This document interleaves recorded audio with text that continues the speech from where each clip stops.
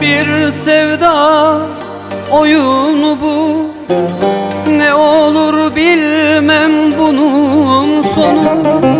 Hasta düştüm gelemedim, gül yüzünü göremedim. Ellerinden tutarak yanağından öpemedim. Tek ümidim, dualarım seni görmek ölmeden.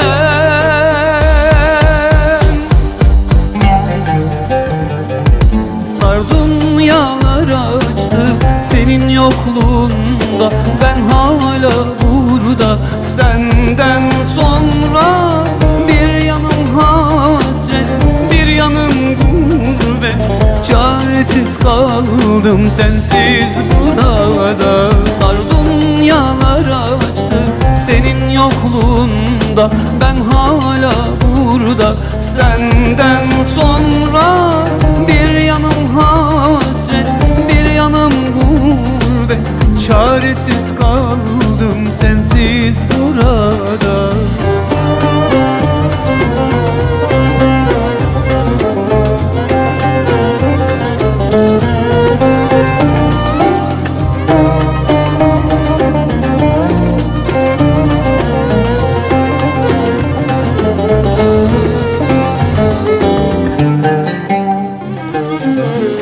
Bir sevda oyunu bu, ne olur bilmem bunun sonu.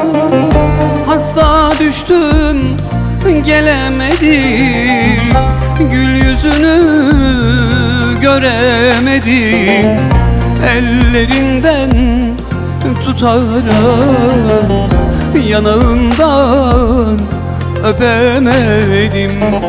Tek ümidim, dualarım seni görmek ölmeden.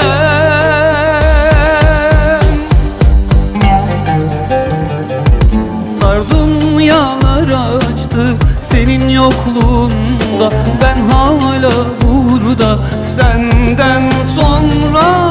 Bir yanım hasret, bir yanım gurbet, çaresiz kaldım sensiz burada. Sardun yağlar açtı senin yokluğunda, ben hala burada senden sonra.